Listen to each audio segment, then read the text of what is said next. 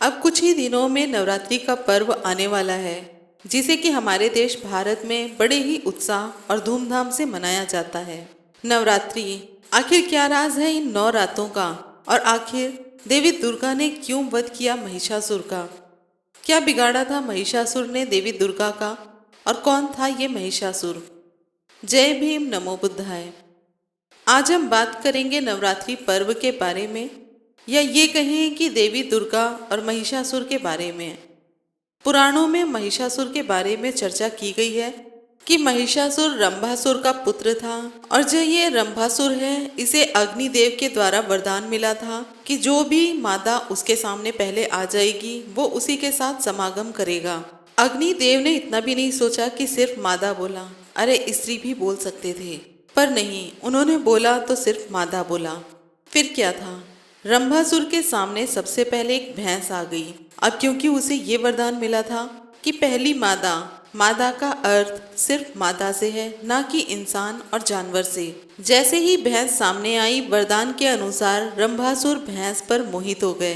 अब मोहित तो होना ही था, वरदान जो मिला था उसे, और वो भी अग्निदेव का, क्योंकि अग्निदेव ने ये कहकर वरदान दिया था कि उस मादा से तेरा जो पुत्र होगा वो अत्यधिक बलवान और देवताओं को पराजित करने वाला होगा। कि जो भी देवता, इसमें हम नाम नहीं लेंगे किसी एक देवता का, क्योंकि लगभग सभी देवतागण ऐसे ही हैं। पहले तो वरदान दे देते हैं और फिर सोचते हैं, और वरदान भी ऐसा जो कि देवताओं के खिलाफ हो। अब रंभासुर को भी अग्निदेव ने ऐसा ही वरदान दिया कि जो तुम्हारा पुत्र होगा वो सभी देवताओं से बलशाली होगा। चलिए आगे बढ़ते हैं। बहुत ही आश्चर्यजनक और विचित्र कहानी है रंभासुर और भैंस की। जब रंभासुर उस भैंस पर आसक्त हो जाते हैं तो उसके साथ ही समागम भी करते हैं, जिसके बाद दोनों ही यानी कि रंभासुर और भैंस अग्नि में जल जाते हैं, जिसके पश्चात अग्नि में से ही उस भैंस के गर्भ से महिषासुर का जन्म होता है। आप खुद ही सोचिए, क्या कभी ऐसा हो सकता है? जहां हमारे देश में दुर्गा की पूजा की जाती है, वहीं दूसरी ओर कुछ प्रांतों में जैसे झारखंड, मध्य प्रदेश, पश्चिम बंगाल आदि जगहों पर महिषासुर की भी पूजा की जाती है। तो आज हम देखेंगे कि महिषासुर कौन है, क्योंकि अगर महिषासुर की पूजा की जाती है तो वो कौन से लोग हैं जो इनकी पूजा करते हैं। सबसे पहले हम बात करेंगे इन्हीं के पुराणों में से श्रीमद् देवी भागवत महापुराण, जो कि गीता प्रेस गोरखपुर की है। इसमें पंचम स्कंद 538 पेज नंबर पर यह कहानी है कि धनु के रंभ और क्रंभ नाम के 2 पुत्र थे। वे दोनों ही दान में श्रेष्ठ और भूमंडल पर बहुत ही प्रसिद्ध थे, लेकिन रंभ और क्रंभ दोनों ही संतानहीन थे। दोनों की ही कोई संतान नहीं थी। दोनों ही संतान प्राप्ति के लिए तपस्या करने लगे। क्रंभ ने पवित्र पंचनद के जल में डूबकर अनेक वर्षों तक तप किया, और रंभ दूध वाले वट वृक्ष के नीचे जाकर पंचाग्नि का सेवन करने लगा। कई वर्षों तक जब रंभ पंचाग्नि का सेवन करते रहे तो इंद्र को काफी चिंता हुई, और वे दोनों दानव यानी कि रंभ और क्रंभ के पास पहुंच गए। जहां पर क्रंभ तपस्या में लीन था, वहां पंचनद के जल में जाकर इंद्र ने ग्राह का रूप रखकर क्रंभ के दोनों पैरों को पकड़ लिया और उसकी हत्या कर दी। इस तरह से 2 में से एक भाई की मृत्यु हो गई। अब बचा रंभ। जब रंभ को पता चला कि इंद्र ने छल पूर्वक उसके भाई क्रंभ की हत्या कर दी है, तो उसने स्वयं के लिए इच्छा की कि वो खुद ही सिर काटकर अग्नि में डाल देगा। क्रोधित रंभ एक हाथ में अपने सिर के बाल पकड़े और दूसरे हाथ में तेज धारदार तलवार लेकर जैसे ही सिर काटने वाला था कि तभी वहां पर अग्निदेव प्रकट हो जाते हैं और रंभ को समझाते हुए कहते हैं, हे दैत्य, ये तुम क्या कर रहे हो? क्या तुम अपना ही सिर काटना चाहते हो? आत्महत्या करना बहुत ही बुरा कर्म है। तुम तो मूर्ख हो, तुम मेरे भक्त हो। तुमने ऐसा करने का कैसे सोच लिया? तुम्हारे मन में जो वरदान है मुझसे मांग लो और मरो मत, क्योंकि मरने से तुम्हारा कोई कल्याण होने वाला नहीं है। अग्निदेव की ये प्यार भरी बातें सुनकर रंभ का मन बदल गया।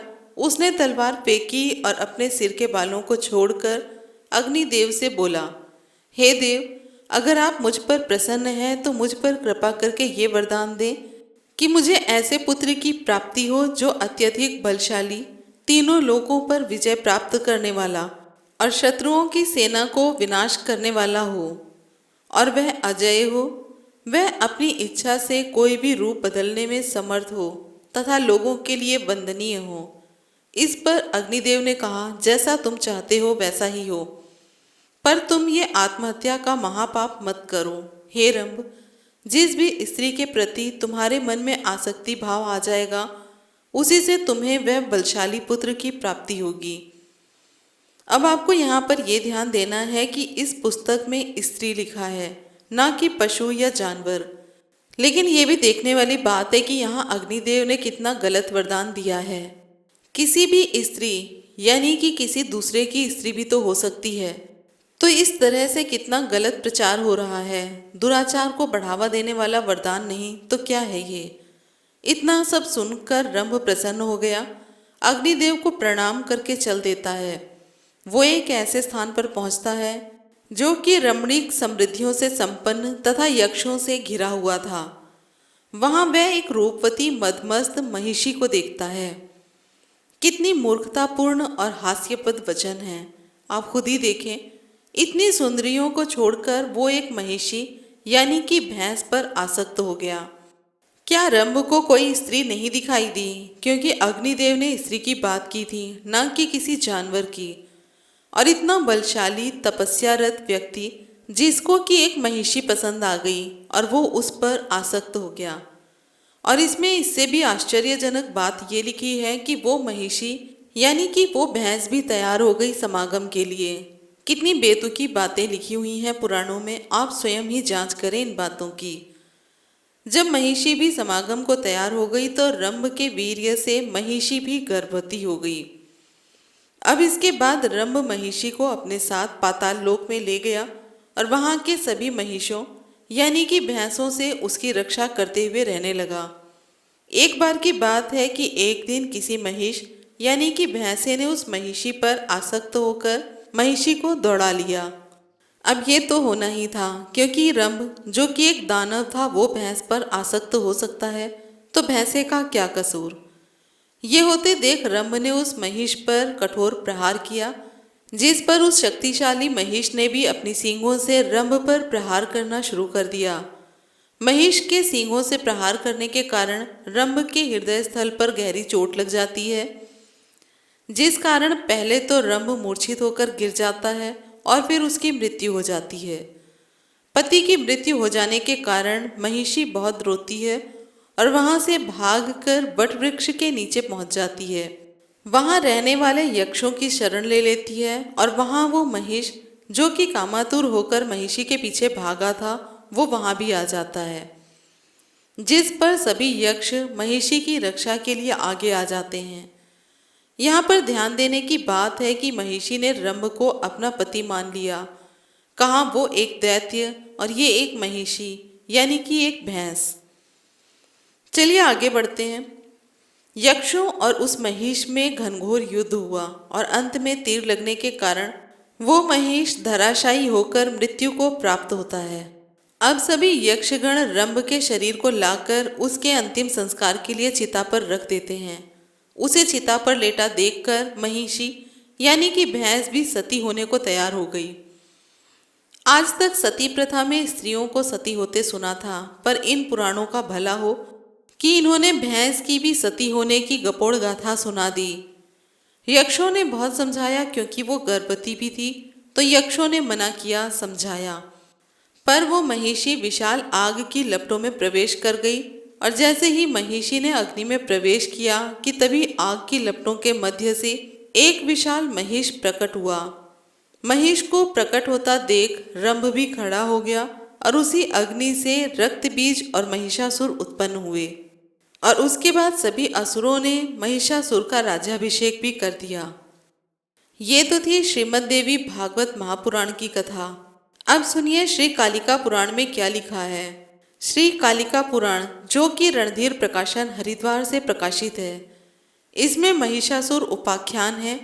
भगवान भैरव से कहते हैं कि हे भैरव, जिस समय वैष्णव देवी का पूजन करें उस समय जो विशेषता है आप उसे श्रवण करें। सूर्य के कन्या राशि पर संस्थित होने पर जो पूजा है वो शुक्ल पक्ष की अष्टमी तिथि है। उस तिथि की रात्रि में वैभव सितारों से पूजा करनी चाहिए। नवमी में यथाविधि बलिदान करना चाहिए। वहां पर विशेष भूति के लिए जप होम विधि के साथ करना चाहिए। पहले समय में श्री राम के ऊपर अनुग्रह करने के लिए और रावण का वध करने के लिए ब्रह्मा जी द्वारा महादेवी रात को ही बोधित हो गई थी, यानी कि बुलाई गई थी। राम रावण के युद्ध के दौरान ब्रह्मा ने महादेवी को बुलाया था। इसके अतिरिक्त वो निद्रा का त्याग करके नंदा में अश्विन मास के शुक्ल पक्ष में नंदा तिथि में गमन करने वाली आई, जहां पहले राघवेंद्र थे, यानी कि लंका में। वहां पर महादेव जी ने गमन करके उस समय में राम और रावण को युद्ध करने के लिए नियोजित कर दिया था और अंबिका देवी स्वयं अंतर्ध्यान हो गई थी। फिर शिवजी भी पहुंच गए थे। अंतर्ध्यान होकर अंबिका ने वहां पर वानरों और राक्षसों के मांस और रुधिर यानी कि रक्त का भक्षण किया था। अब बात करेंगे आर्ब मुनि के बारे में। वो कहते हैं कि देवों के दुश्मन रंभ के द्वारा, रंभ के बारे में अभी वीडियो की शुरुआत में चर्चा हो चुकी है। तो देवों के दुश्मन रंभ के द्वारा महादेव प्रसन्न हुए। वीडियो की शुरुआत में आपने सुना अग्निदेव और अब यहाँ महादेव। तो यहाँ ठीक पहले की तरह ही रंभ शंकर की तपस्या करता है संतान प्राप्ति के लिए, और शंकर प्रसन्न हो जाते हैं और स्वयं रंभ के सामने प्रकट होकर कहते हैं कि मैं तुम पर अति प्रसन्न हूँ। जिस तरह से श्रीमद् देवी भागवत पुराण में अग्निदेव आकर बोलते हैं, लेकिन कालिका महापुराण के पृष्ठ 352 में लिखा है कि रंभ ने संतान प्राप्ति के लिए शंकर की तपस्या की। तो शंकर आकर बोलते हैं कि रंभ, मैं तुमसे अति प्रसन्न हूँ, अब जो भी तुम्हारी इच्छा है मुझसे मांग लो। तो रंभ ने कहा, हे चंद्रशेखर। यहाँ पर रंभ ने शंकर को चंद्रशेखर कहकर संबोधित करते हुए कहा कि हे चंद्रशेखर, मेरी कोई संतान नहीं है। आप अगर मुझसे प्रसन्न हैं और मुझे वरदान देना चाहते हैं तो मुझ पर कृपा करते हुए अगले 3 जन्मों तक आप मेरे पुत्र के रूप में जन्म लें। मेरा पुत्र ऐसा हो कि वो आपकी भांति ही किसी के द्वारा अवध यानी कि मारा ना जा सके और देवता गणों का नेता हो और उसकी आयु चिरकाल हो, यानी कि वो अमर हो, वह यशस्वी और लक्ष्मीवान हो। जब ये सभी प्रार्थना शंकर ने सुनी तो वो बोले कि ये सभी प्रार्थना तेरी वांछित हो जाएं और मैं तेरा पुत्र होऊंगा। ये बोलकर शंकर वहां से अंतर्ध्यान हो गए। रंभ भी बहुत खुश हुआ और वो खुशी से अपने निवास स्थान की तरफ चल पड़ा। निवास स्थान की ओर जाते समय रास्ते में उसने शुभ महिषी को देखा। वो महिषी चित्रवर्ण वाली ऋतुमती थी। रंभ और महिषी ने एक दूसरे को देखा और दोनों ने समागम किया, जिससे कि रंभ के तेज के कारण महिषी उसी समय गर्भवती हो गई। वह रंभ का पुत्र यानी कि शिव जी के रूप में आया हुआ पुत्र शुक्ल पक्ष के चंद्रमा की भांति बड़ा हो गया। कात्यायनी मुनि ने उसे यानी कि महिषासुर को शाप दिया। शिष्य के अर्थ में उसे दुर्जय अवलोकन करके शिष्य पर अनुग्रह करने वाले चंद्रशेखर यानी कि शिव जी ने कात्यायनी के द्वारा शाप दिए हुए उस महिषासुर का ज्ञान प्राप्त करके चंडिका से प्रणाम पूर्वक कहा, हे चंडिका, ये महिषासुर कात्यायनी द्वारा शापित है, इसे विनाश करने वाली योषित होगी। इससे हे जगन्मयी, ऋषि का वाक्य बिना किसी संदेह के ही पूर्ण होगा, इसमें कोई संदेह नहीं है। ये महिष मेरा ही शरीर है। हे जगन्मयी, यह तुम्हारे द्वारा ही इसका हनन करना है। फिर शंकर चंडिका को सारी कहानी सुनाते हैं और कहते हैं कि ये महिष मेरा ही अंश है। तब चंडिका महिष को ग्रहण करती है। आपने इस वीडियो में देखा कि कैसी अजब गजब कहानियां बनाकर पुराणों में लिखी गई हैं, जिन पर हम विश्वास भी करते आ रहे हैं।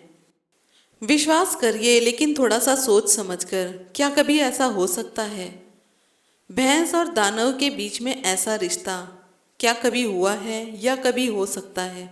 ये सवाल हम आप पर छोड़ते हैं। आप सोचिए, समझिए और अपना फीडबैक कमेंट बॉक्स में ज़रूर दें।